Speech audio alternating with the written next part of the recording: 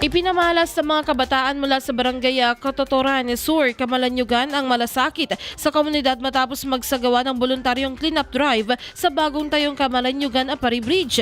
Pinangunahan ng grupong Tulay Ko Dalusco ang paglilinis sa paligid ng tulay kung saan sabay-sabay nilang tinapon ng mga nagkalat na basura upang mapanatili ang kaayusan at kalinisan ng nasabing lugar. Sa pahayag, sinabi ni Odo Paltar, isang tattoo artist at tagapagtatag ng TKDK, na layunin ng kanilang inisyatiba na pangalagaan ng kalikasan o kapaligiran, lalo na ang bagong infrastruktura na mahalaga sa komunidad. Dagdag pa niya, nais din nilang magsilbing inspirasyon sa iba pang kabataan na aktibong nakilahok o makikilahok sa mga gawaing makakabuti sa kalikasan at sa kanilang lugar. Hinikayat naman ni Altar ang publiko, partikular ang mga kabataan, na makiisa sa mga katulad ng aktibidad upang mapanatiling maayos at kaaya-aya ang Camalanyugan Apari Bridge.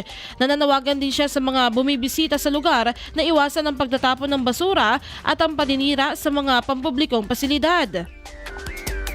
Ang naturang clean-up drive ay isinagawa kasunod ng mga ulat sa social media hinggil sa umano'y bandalismo na ginawa ng mga hindi pa nakikilalang individual sa bagong tayong tulay. Ayon sa grupo, ang kanilang pagkilos ay patunay na ang kabataan ay maaaring maging bahagi ng solusyon sa pagpapanatili ng kaayusan at disiplina sa komunidad. IFM News.